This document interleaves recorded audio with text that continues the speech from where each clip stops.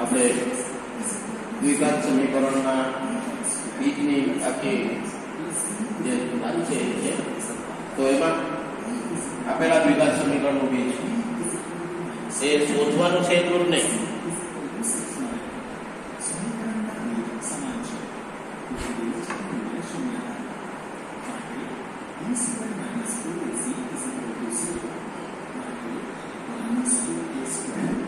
એટલે આપણે આ સમીકરણ જે દ્વિઘાત સમીકરણો છે એ દ્વિઘાત સમીકરણના બીજ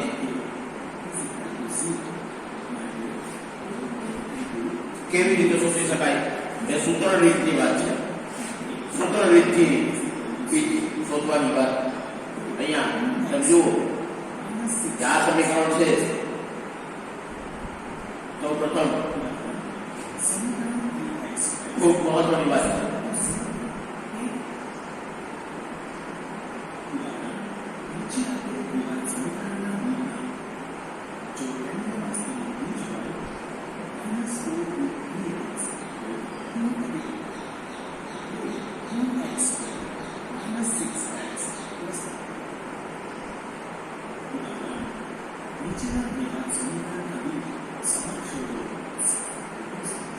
અહીંયા આ દાખલાની વાત આપણે કરવાની છે.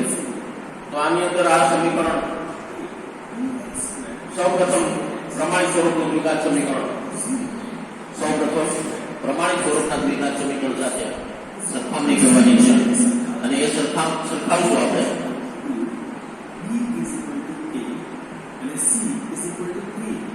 તો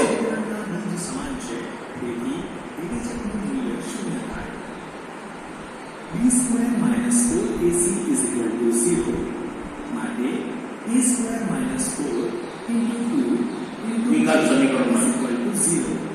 માટે a square minus સૌપ્રથમ પ્રમાણિત સ્વરૂપ to 0. ax square plus bx plus c બરાબર 0 સાથે સરખાવવું. એ કિંમત 2 છે, બીજી કિંમત plus k or છે. minus x નો સહગુણક, માટે x નો સહગુણક જે છે plus or A minus k છે. x નો સહગુણક અહીંયા અચળ સંખ્યા k જોવાની છે. અચળ સંખ્યા શું છે? c, એટલે કે x વગરનો એ 3 છે. પછી વિવેચક શોધવાનો છે હંમેશા. અહીંયા બીજાની વાત કરીએ આપણે તો એમાં આવા દાખલાઓ પરીક્ષાની અંદર ખૂબ અગત્યના છે. પાઉસ છોડી નાખવાનો. સૌ પ્રથમ x નો સહગુણક k છે, x નો સહગુણક ઓછા 2k અને અચળ સંખ્યા c બરાબર 6 છે. સૌ પ્રથમ આપણે આ ખ્યાલ આવી જવો જોઈએ તરત જ. બીજું સમાન આપ્યા છે એટલે વિવેચકનું મૂલ્ય 0 થાય. દરેક વખતે 0 વિવેચક 0 લઈ લેવાનું છે. એટલે કે b વર્ગ minus 4ac બરાબર 0, એટલે કે minus 2k square minus 4k into 6 બરાબર 0, એટલે 4k નો વર્ગ ઓછા 24k બરાબર 0. અને આમાં તમે જોશો તો k 4k into k minus 6 બરાબર 0, એટલે કાં તો k બરાબર 0, 4k 0 અથવા તો k minus 6 બરાબર 0. તો કાં તો k બરાબર 0 અથવા તો k બરાબર 6. આ રીતના બે મૂલ્યો મળી શકે. k બરાબર 0 શક્ય નથી. જો 0 ઉપર તો બધું શૂન્ય જ થઈ જાય. અને દ્વિઘાત સમીકરણ એટલે કે k બરાબર 6 એનો ઉકેલ મળશે. k નું મૂલ્ય 6 હશે. આવા તમને દાખલા પૂછાય છે પરીક્ષાની. k નું મૂલ્ય શોધો તો ખૂબ સારી રીતે બે મિત્રોની ઉંમરનો સરવાળો 20 વર્ષ છે. 4 વર્ષ પહેલા ઉંમર દર્શાવતી સંખ્યાઓનો ગુણાકાર. હવે આવું તમે આમ તમે મગજથી વિચારો તો તમને ખબર પડી જવી જોઈએ કે શું છે. જો હું તમને સામાન્ય વાતની ચર્ચા કરું છું કે ઉંમરનો સરવાળો 20 વર્ષ છે. બે મિત્રો, હવે ઉંમરનો સરવાળો 20 વર્ષ છે એટલે એક મિત્ર જે ઉંમર છે એ 1 વર્ષ છે, તો બીજા મિત્રની ઉંમર છે એ 20 ઓછા 1 થશે. એકદમ સમજી શકાય વાત છે. હવે 4 વર્ષ પહેલા તો x જેની ઉંમર હાલમાં છે એની 4 વર્ષ પહેલા x ઓછા 4 વર્ષ હશે, અને બીજો જે મિત્ર છે એની ઉંમર 20 ઓછા 1 છે. બેનો સરવાળો 20 છે, બીજાની ઉંમર છે 20 ઓછા 1 છે, અને 4 વર્ષ પહેલા એટલે કે 20 માં 20 ઓછા 1 ઓછા 4 એટલે કે 16 ઓછા x એ બંનેની 4 વર્ષ પહેલાની ઉંમર થશે, અને એનો ગુણાકાર 48. હવે બહુ સહેલી વાત છે કે x ઓછા 4 ગુણ્યા 16 ઓછા x એ બેનો ગુણાકાર બરાબર 48. પછી આ સમીકરણનો ઉકેલ મેળવવાનો છે, અને જો શક્ય હોય તો ઉકેલ મળશે. તો જોઈએ આપણે પહેલા શરૂઆતમાં વિચારી લઉં કે કેમ થાય છે. એમને આપણે સીધે ગણતરી નહીં મળીએ કરવા, તો વિચાર કે ભાઈ આમ સરળ છે, કેટલું સરળ છે, કેવી રીતે શોધી શકાય. તો 20 ઓછા 1 વર્ષ થશે. 4 વર્ષ પહેલા મિત્રની ઉંમર 1 ઓછા 4, 20 ઓછા 1 જેની ઉંમર છે 16 ઓછા 1 વર્ષ થશે. હમણાં જ મેં તમને વાત કરી. હવે એનો ગુણાકાર આપ્યો છે 48. તો હવે આ શક્ય છે કે કેમ એની હમણાં ખબર પડી જશે. વિવેચક શોધશું એટલે વિવેચક જેવો શોધશું એટલે ખબર પડી જશે કે ઋણ હશે તો નહીં હોય શક્ય.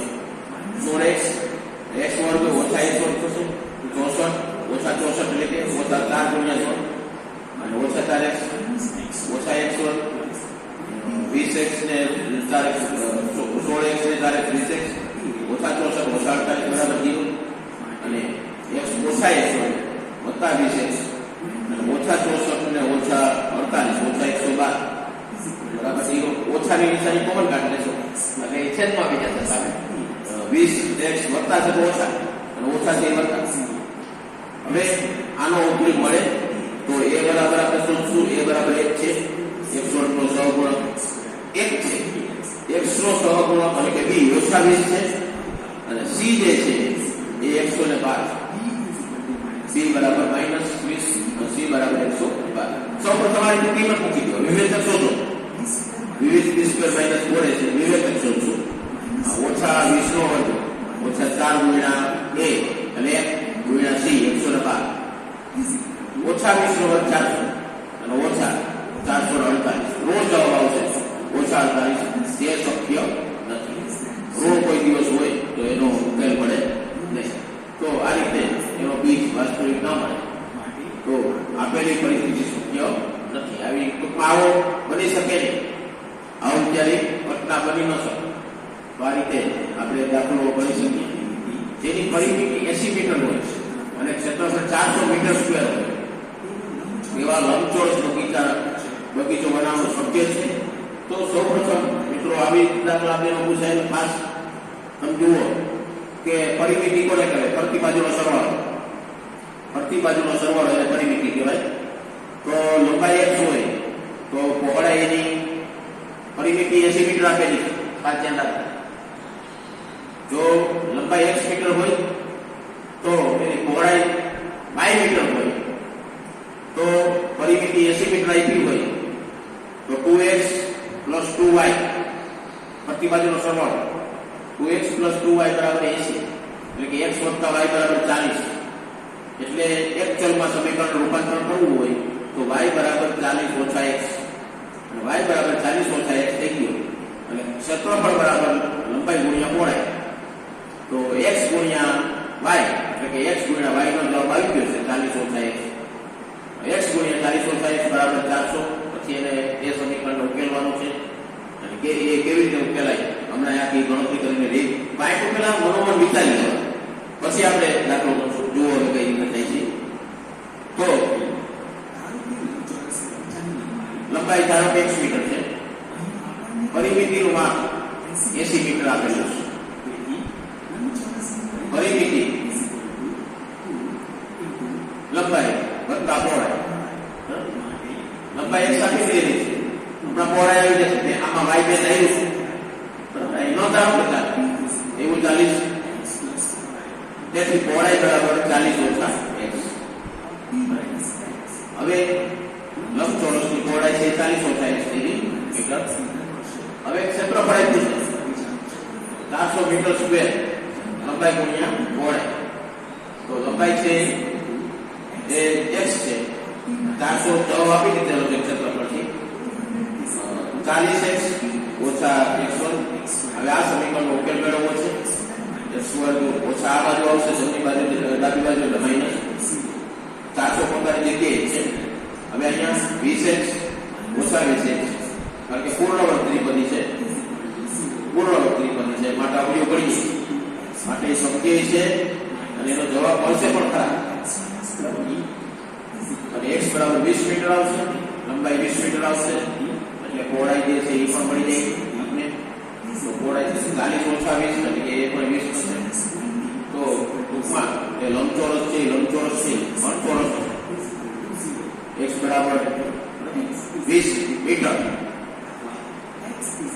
20 મીટર ટૂંકમાં શક્ય છે અને લંબાઈ 20 મીટર અને પહોળાઈ 20 મીટર કે ચોરસ બનશે ટૂંકમાં ભલે લંબચોરસ ચોરસને લંબચોરસ કહી શકાય ચોરસને લંબચોરસ કહી શકાય છે કહેવાય તો આ રીતે આપણે આવા દાખલાના ઉકેલ સરળતાથી શોધી શકીએ અને હવે અહીંયા એનું પૂર્ણ થાય છે આપણે ફરી વખત હું તમને કહી દઉં છું કે આપણે આ સ્વાધ્યાયની અંદર આ વર્ષ પૂરતું પૂર્ણ વર્ગની રીતે ઉકેલ શોધવો એ આપણે અભ્યાસક્રમની અંદર નથી એટલે પૂર્ણ વર્ગની રીતે ઉકેલ શોધવો કે આ વર્ષ પૂરતો કોઈ કરવાનું નથી અને કરશે પણ નહીં કારણ કે આપણે અભ્યાસ ક્યાં મુદ્દાનો કહીએ છેલ્લે લાસ્ટમાં આનો સારાંશ આપણે જાણીએ છીએ તો આ પ્રકરણની અંદર આપણે આ મુદ્દાનો અભ્યાસ કરેલો છે ખાસ પ્રમાણિત સ્વરૂપનું દ્વિઘાત સમીકરણ ax² + bx + c બરાબર 0 abc વાસ્તવિક સંખ્યાઓ અને a ≠ 0 જો આલ્ફા દ્વિઘાત સમીકરણનો ઉકેલ હોય તો a² + b² + c બરાબર 0 હોય અને ax² + bx + c બરાબર 0 નું એક બીજ એને કહેવાય છે આલ્ફાને બરાબર આલ્ફાની કિંમત મૂકો તો એનો જવાબ 0 આવે દ્વિઘાત સમીકરણનો જવાબ 0 મળશે અને દ્વિઘાત સમીકરણ ax² + bx + c બરાબર 0 ના બીજ સમાન હોય તો વિવેચકની કિંમત હંમેશા 0 હોય છે બે બીજ સમાન હોય તો અને જો સુરેખ અવયવના ગુણાકાર સ્વરૂપે દર્શાવી શકીએ છીએ આપણે તો દ્વિઘાત સમીકરણ ax² + bx + c બરાબર 0 ના દરેક બીજ અવયવનું મૂલ્ય 0 લઈ મેળવી શકીએ છીએ આપણે ક્યાં છે અવયવ પાડીને સુરેખ પડી જાય છે બંને અવયવ પડી જાય છે એટલે એની x ની ઘાત 1 થઈ જાય છે અને પૂર્ણવર્ગ બનાવવાની રીતનો ઉપયોગ કરી દ્વિઘાત સમીકરણનો ઉકેલ પણ પૂર્ણવર્ગની રીત આપણે નીકળી ગયેલી છે આ વર્ષ પરથી અને બીજ આ મોસ્ટ આઈપી સૂત્ર છે -b ± વર્ગમૂળમાં b² - 4ac/2a અને વિવેચક હંમેશા greater than or equal to 0 હોવો જોઈએ હંમેશા વિવેચકની કિંમત b² - 4ac greater than or equal to 0 હોવું જોઈએ દ્વિઘાત સમીકરણ ax² + bx + c બરાબર 0 પર જો 0 કરતા મોટો હોય વિવેચક એટલે કે b² - 4ac 0 કરતા મોટો હોય તો બે ભિન્ન વાસ્તવિક બીજ મળે જો b² - 4ac 0 મળે તો બે સમાન વાસ્તવિક બીજ મળે અને જો ઋણ હોય તો વાસ્તવિક બીજ ન મળે આ ત્રણ શક્યતાઓ છે વિવેચક માટેની ત્રણ શક્યતાઓ છે અને ત્રણ શક્યતાઓ માટે આપણે એ વિચારી શકીએ અહીંયા સ્વાધ્યાય પૂર્ણ થઈ જાય છે આભાર અસ્તુ હવે ખાસ મહત્વની બાબતની હું એક ચર્ચા કરવા જઈ રહ્યો છું અને એ વાત હું રચનાની કરી શક્યા કે ભાઈ રચના જે છે રેખાખંડનું વિભાજનની વાત કરીએ આપણે તો કઈ રીતે અત્યારે થોડું પીરિયડ બાકી છે તો જોઈ લઈએ આપણે તો રચનામાં ખાસ આ કોઈ રેખાખંડ હોય તો એનું વિભાજન કરવું હોય 3:2 ના ગુણોત્તરમાં તો કેવી રીતે કરી શકાય તો જો હોય તો બરાબર ખાસ ધ્યાન રાખજો 3 + 2 = 5 થાય રેખાખંડ AB ને 5 માં વિભાજન કરવા પડશે. તેનું માપ આપણી પાસે કોઈ તેનો રસ્તો નથી કે બિંદુ કેવી રીતે શોધી શકશું.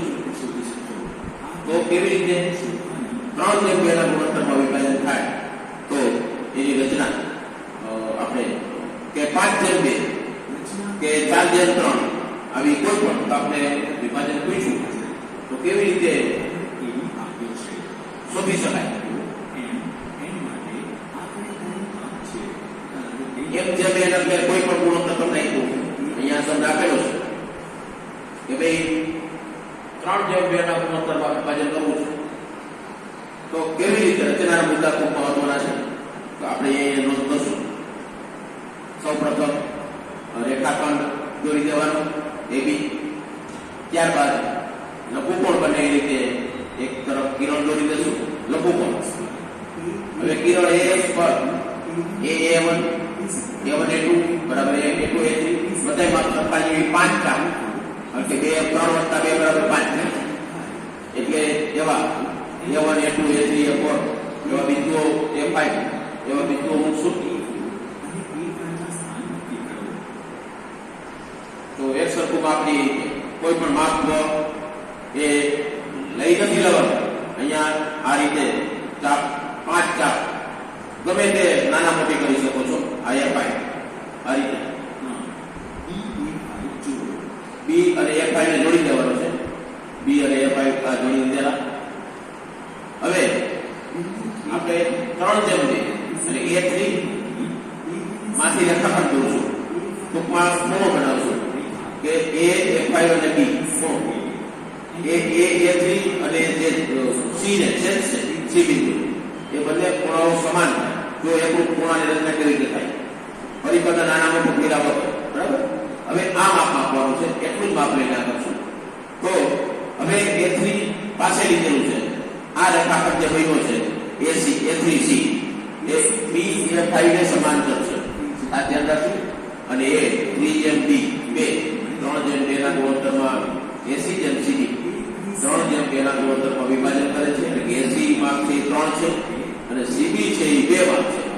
તો આ રીતે કેવી રીતે ચકાસણી કરી શકાય એ બહુ મહત્વની વાત છે. જો A3C અને F5B ને સમાંતર છે સમપ્રમાણતાનો મૂળભૂત પ્રમેય તમે ભણી ગયા છો. આ ત્રિકોણની અંદર A3 છેદમાં A3 F5 બરાબર AC ના છેદમાં CB એટલે 3 ના છેદમાં 2 આવશે.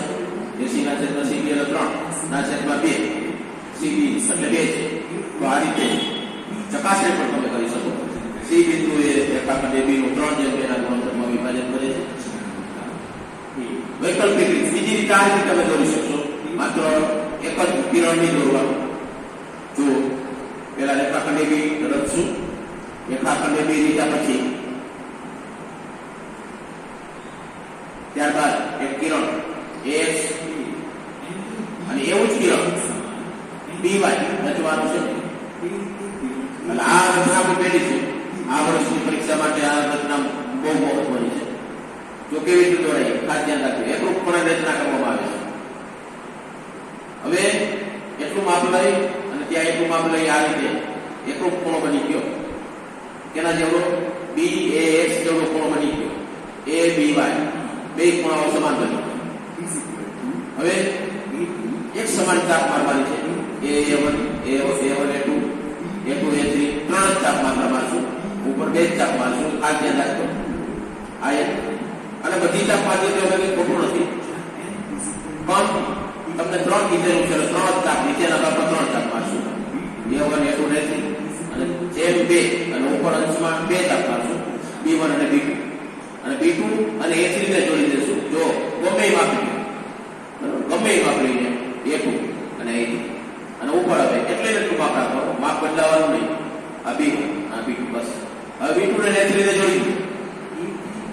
એ જે B2 ને A3 ને જોડશું એ જે C બિંદુમાં છે જે રેખાખંડ AB ને અને C બિંદુ છે એ AB 3:2 ના ગુણોત્તરમાં વિભાજન કરે છે. અહીંયા પણ ચકાસણી કરી શકાય. અહીંયા પણ ચકાસણી કરી શકાય છે. B2CB અને B2CB અને A3AC એ સમરૂપ ત્રિકોણો છે. ચકાસણી યથાર્થતા જેને યથાર્થતા કહેવામાં આવે છે. AC જેમ CB બરાબર 3:2 છે.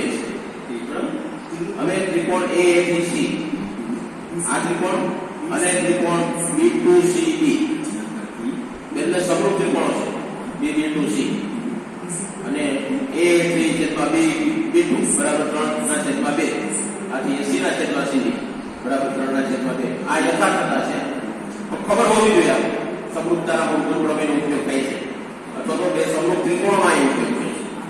અહીંયા બે ત્રિકોણ સમરૂપ હોય તો એની અનુરૂપ બાજુઓ સમપ્રમાણમાં હોય એ સિદ્ધાંતનો ઉપયોગ થયો છે. આમ આપેલા ત્રિકોણ સમરૂપ ત્રિકોણની રચના કરીશું. બરાબર, જે બાજુઓ આપેલા ત્રિકોણની અનુરૂપ બાજુ હોય એવા સમરૂપ ત્રિકોણની રચના કરેલી છે. અને આ રીતે થઈ શકે. સ્કેલમાં વાળા આપેલ ત્રિકોણને અનુરૂપ સમરૂપ ત્રિકોણની રચના કેવી રીતે કરવી એની વાત ખૂબ સારી વાત છે. આ રચના જે છે સમરૂપ ત્રિકોણની રચના બીજી રચના છે. ત્રિકોણ કરતા નાનો ત્રિકોણ, રચેલ ત્રિકોણ આપેલ ત્રિકોણ કરતા નાનો હોય અથવા તો રચેલ ત્રિકોણ આપેલ ત્રિકોણ કરતા મોટો હોય. એટલે બે બાબતો છે.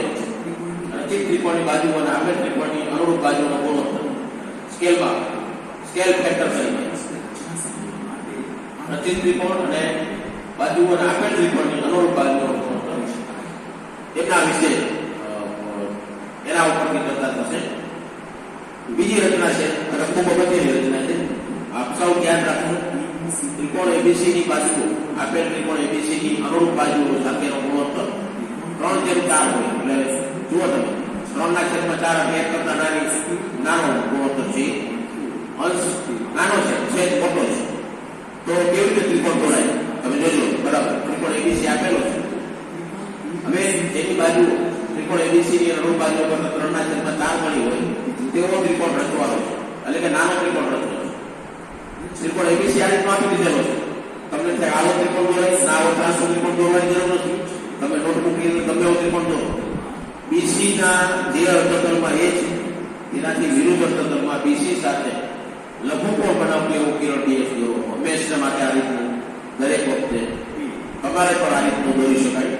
તમે નોટબુકની અંદર જે આડી લીટીઓ છે ત્યાં કિરણ DF દોરો અને ત્રિકોણ ABC આ રીતનું દોરી શકો છો. હવે B1, B2, B2, B3, B3, B4 કારણ કે 4 છેદના રેખાખંડો 4 છે, અંશના રેખાખંડો 3 છે.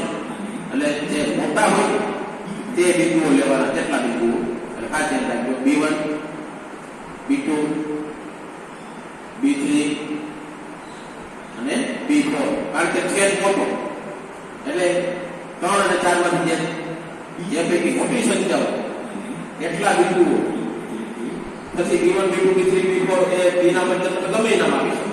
X1, X2, X3, X4 ગમે નામ આપી શકો. હવે શું કરવાનું છે? B4C ને સમાંતર હોય તેવી રેખા BC ને હવે અહીંયા 3/4 કીધેલું છે.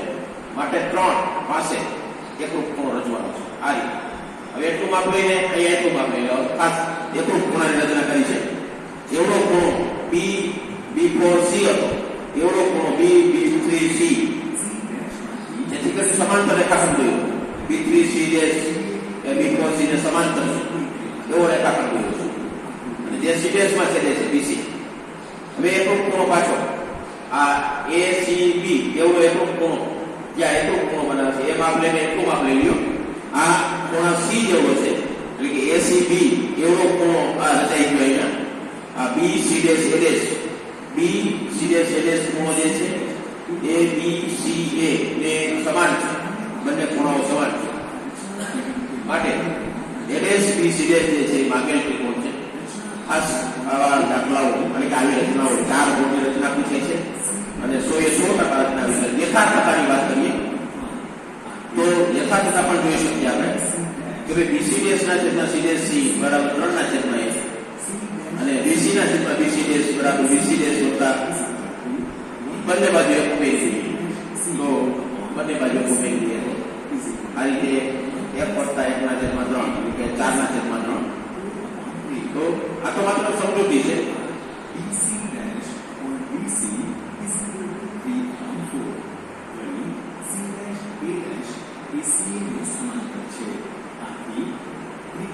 ત્રિકોણ ABCD અને ત્રિકોણ ASBCD એ કેવા છે? સમરૂપ ત્રિકોણ. સમરૂપ ત્રિકોણ હોય એટલે એમની અનુરૂપ બાજુના ગુણોત્તર કેવા થાય? સપ્રમાણમાં થાય. એટલે એનો ઉપયોગ કરેલો છે.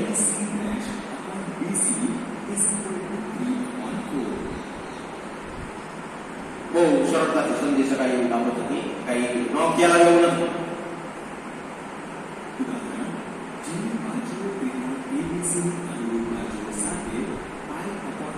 હવે જુઓ અહીંયા અંશ મોટો આવ્યો છે. આ એક રચના આપણે કરી નાખશું એટલે લગભગ 2 રચનાઓ થઈ ગઈ. ત્રીજી રચના એક જ બાકી છે. વર્તુળની બહારના ભાગમાંથી બિંદુ જે એક જ બાકી છે. આ બીજી વખત પુનરાવર્તન છે. ખાસ ધ્યાન રાખજો. એક વખત આપણે યુટ્યુબ ની અંદર બનાવેલો છે વિડીયો અને આપેલો છે. અંશ મોટો છે. જો કેવી રીતે દોરાય ત્રિકોણ એબીસી આ રીતનો લઈ લ્યો અને બીસી ના એકત્રકના અર્ધતલમાં કિરણ બીએસ લઈ લેવાનું છે. હમણાં જો દોરશે એ તરફ હોય જે તરફ બિંદુ એ હોય એનાથી વિરુદ્ધ અર્ધતલમાં કિરણ બીએસ નથી જવાનું છે. પણ અંશ એ મોટો છે. ખાસ ધ્યાન રાખજો. આ રીતે બીએસ આ રીતે રીતા પછી હવે શું કરવાનું છે? સૌથી મોટું માપ 5 છે. તો 5 એકરૂપ રેખાખંડોમાં વિભાજન કરવાનું છે. 5 સૌથી મોટી કિંમત હોય એટલા રેખાખંડો દોરવાના છે અને એક સરખા દોરવાના છે. કોઈ ચોક્કસ માપ લેવાનું નથી. B1 B2 B3 B4 BX કિરણ ઉપર એક સરખા હો. એમાં પરિકરણાના મોટું ન થવું જોઈએ.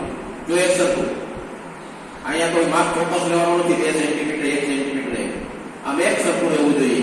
B3 B4 એક સરખું અને B5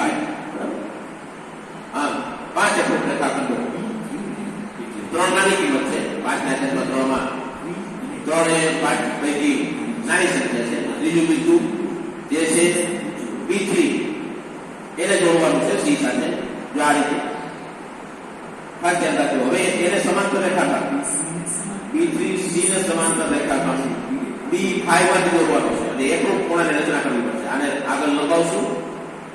કિરણ BC ના આગળ તરફ લગાવી દીધેલ છે. જો આ એકરૂપ ખૂણાની રચના જેવડો ખૂણો ત્યાં છે એવડો જ ખૂણો અહીં દોરવાનો છે. B5 પાસે આ માપ લઈ અને આ માપ બરાબર આ એકરૂપ ખૂણાની રચના થઈ અને આ રીતે જો આ રેખાખંડ BC ને સમાંતર દોરો. B3C ને સમાંતર રેખાખંડ B5 છે જે દોરો. ખૂબ અગત્યની. હવે વળી પાછી એકરૂપ ખૂણાની રચના પાછી આવશે. પાછી એકરૂપ ખૂણાની રચના આવશે અને એ ABC ને ખૂણો ABC ને એકરૂપ ખૂણો C પાસે પડશે. જુઓ આ C પાસે એટલું જ માપ લઈને પરિપથથી પાછું માપ લેશું. એટલું જ માપ લઈને આ રીતે તો ખૂણા BCA ને એકરૂપ ખૂણો એ BCS AS આ રીતે ત્રિકોણ AS BCS એ ત્રિકોણ ABC ને સમૂહ ત્રિકોણ. તો આ રીતે તમે દોરી શકો છો. ખૂબ સરસ છે. યથાર્થતા જોઈએ આપણે તો તમે જુઓ યથાર્થતાની અંદર ત્રિકોણ ABC અને ત્રિકોણ AS BCS સમૂહ ત્રિકોણ છે. તેથી AB ના છેદમાં ASB બરાબર AC ના છેદમાં ASCS લઈ શકાય અને બરાબર BC ના છેદમાં BCS. યથાર્થતાની લખવું જરૂરી છે. ચકાસણી જરૂરી છે. BC ના છેદમાં BCS બરાબર BB3 છેદમાં BB5 પણ BB3 3 છે. BB5 5 છે અને BCS ના છેદમાં BC બરાબર 5. તો આ રીતે ASB ના છેદમાં AB બરાબર 5 ASCS લખેલું છે છેદમાં 80 થાય અને બરાબર BCS ના છેદમાં BC થાય અને તેથી 5 ના છેદમાં 3 થશે. તો આ રીતે આ રચનાની ચકાસણી આપણે બહુ સારી રીતે કરી શકીએ. આ રીતે તમે જુઓ તો જો આવી રીતના દાખલા પૂછાય તો તમારે એક દાખલો જોઈ લઈએ આપણે. ત્યારબાદ આપણે પૂર્ણ કરી આપણે તો 7.6 સેન્ટીમીટર લંબાઈનો રેખાખંડ દોરી તેનું 5 કે 8 ગુણોત્તરમાં વિભાજન કરો અને બંને ભાગમાં કેવી રીતે જો કઈ દોરવામાં આવે છે. સૌ પ્રથમ 7.6 સેન્ટીમીટર લંબાઈનો રેખાખંડ દોરો. 7.6 આ 7.6 સેન્ટીમીટર લંબાઈનો રેખાખંડ બરાબર. ખાસ ધ્યાન રાખો. વ્યવસ્થિત જુઓ. હવે શું કરવાનું છે? લઘુકોણ બનાવે તેવું કે કિરણ એ X નામ ગમે આપી શકો છો તમે. પેન્સિલનો ટૂટપટ્ટીનો ઉપયોગ કરવાનો છે. હવે કિરણ AX પર A1 A2 બરાબર A2 A3 બરાબર 1 સરખા 8 + 5 બરાબર 13 બિંદુઓ 5 + 8 13 બિંદુઓ પણ ખાસ ધ્યાન રાખવાનું છે આવા 13 બિંદુઓ આવશે પણ ખાસ ધ્યાન રાખવાનું છે કે કોઈ માપ નાના મોટું ન થાય તો 1 આ 2 આ 3 પરિકર હલવું ન જોઈએ અને અણી કાઢેલી પેન્સિલ હોવી જોઈએ આ તો તમને સમજાવવામાં જાડી અણી રાખેલી છે 7 8 એકદમ અણી કાઢેલી પેન્સિલ થી રેખાખંડ AB કિરણે X દોરવાનો છે 12 અને A 13 આ રીતે હવે B એ 13 ને જોડવાનો છે B એ 13 એને જોડી દઈશું હવે 5 જેમ 8 કીધેલું છે ઉપરના ભાગમાં 5 રેખાખંડ એટલે કે A5 પાસે A5 પાસે એકરૂપ ખૂણો દોરવો પડશે જે A3 પાસે A13 પાસે જેવો ખૂણો છે એવું આપણે આ બધા એકરૂપ ખૂણાની રચના આ 5 પાસે એકરૂપ ખૂણો કેવી રીતે દોરવું આ માપ લેવાનું આ એકરૂપ ખૂણો બની બરાબર A5 માંથી રેખાખંડ AB ને ત્યાં છેદે છે C બિંદુમાં એ તમે જુઓ 5 જેમ 8 ગુણોત્તરમાં વિભાજન કરે છે અને માપીશું આપણે કીધેલું છે બંને ભાગ માપો તો હવે ફૂટપટ્ટીની મદદથી ફૂટપટ્ટીની બોલી આપણે સ્કેલ માપ કહેવાય સ્કેલની મદદથી આપણે સ્કેલ એટલે કે માપપટ્ટીની મદદથી માપશું આપણે 4.7 સેન્ટીમીટર અનુક્રમે 2.9 સેન્ટીમીટર અને 4.7 સેન્ટીમીટર મળે છે માપીએ તો જો સ્કેલ માપની મદદથી આ 2.9 અને 4.7 થાય છે તો આ રીતે આવી રીતે દાખલાઓ પૂછાય છે અને એની યથાર્થતા તમે જોઈ શકો છો કે A5 જે C છે A5C એ A13B ને સમાંતર છે માટે સમરૂપ ત્રિકોણ છે A5C અને A13B